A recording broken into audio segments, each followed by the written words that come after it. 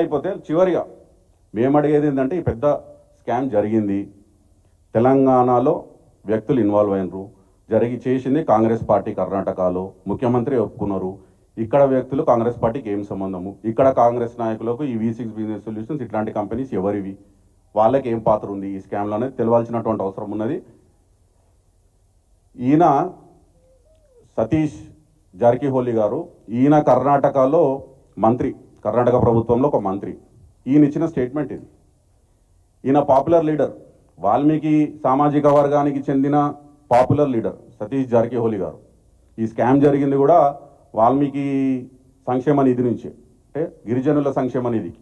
So ఆయన ఏం statement ఇచ్చినారు, ఈ స్కామ్ బయటకు వచ్చింది, ముఖ్యమంత్రి గారు ఒప్పుకున్నారు, ఒకవేళ సిద్ధరామయ్య గారు కానీ తప్పిస్తే తెలంగాణలో కూడా తేడా కొడుతుంది, అక్కడ కూడా రేవంత్ రెడ్డి గారు ప్రభుత్వానికి తేడా అవుతుంది పెద్ద ఎత్తున అని చెప్పి ఓపెన్ స్టేట్మెంట్ ఇచ్చినారు.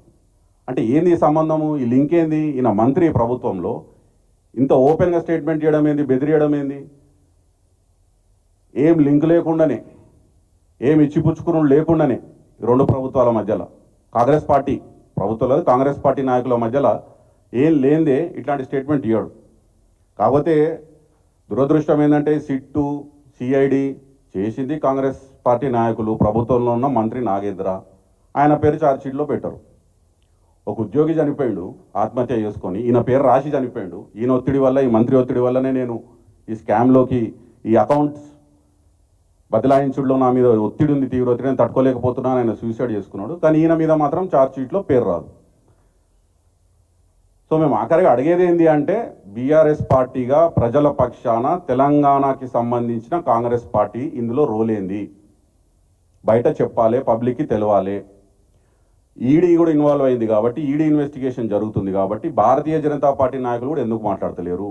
ఓ హైడ్రా హైడ్రా అని హైడ్రామా ఎగురుకుంటూ వచ్చి ప్రెస్ మీట్లు పెట్టి లా పాయింట్లు, లీగల్ పాయింట్లు మాట్లాడే పెద్ద పెద్ద తెలివైన బీజేపీ నాయకులు దీని గురించి ఎందుకు మాట్లాడతలేరు? కాంగ్రెస్ పార్టీ చేసిన స్కామే కర్ణాటకలో, తెలంగాణలో అక్కడ తీగలాగితే ఇక్కడ దొంగ కదిలినట్టు, ఇక్కడ కాంగ్రెస్ నాయకులు తేలుగుట్టిన దొంగలు లెక్కున్నారు, ఎవరు మాట్లాడతలేరు. మీడియాలో రాకుండా ఈ వార్త, ఈ స్కామ్ గురించి ఎవరు ఒత్తిడి చేస్తున్నారు?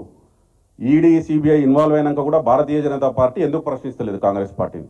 ఇట్లాంటి అన్ని ప్రశ్నలకి సమాధానాలు చెప్పాల్సినటువంటి అవసరం ఉన్నది.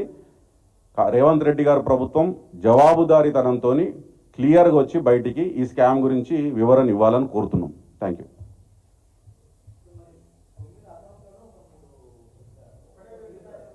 ఉన్నాయి, మీకు చెప్తాను.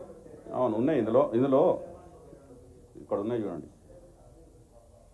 అంటే ఇవి మనకు తెలియదు కదా. System and services company, skill map training services private limited, swap design private limited, RAM enterprises, GN industries, novel security services private limited, Sujal enterprises, grab services private limited. ఇవన్నీ చూస్తే డొల్ల కంపెనీలు లెక్కనే ఉన్నాయి. ఇవేం జెన్యూన్గా కార్యకలాపాలు చేసి తెలంగాణలో ఏదో ఉద్యోగాల కల్పన క్రియేట్ చేసి ఏదో బిజినెస్ చేస్తున్నట్టు అనిపిస్తలేవు.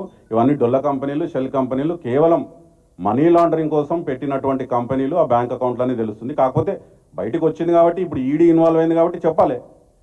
ఈడీ ఫైనల్గా రిపోర్ట్ చేసినప్పుడు, ఛార్జ్షీట్ చేసినప్పుడు ఈ కంపెనీలు ఏంటివి, ఓనర్లు ఎవరు, ఈ కథ ఏంది, దీని వెనకాల ఉన్నది ఎవరు, ఇవన్నీ బయటకు వస్తాయి. మేము రావాలని కోరుకుంటున్నాం, తొందరగా రావాలి. ఇప్పటికైనా ప్రజల్లో దీని గురించి చర్చ జరగాలి.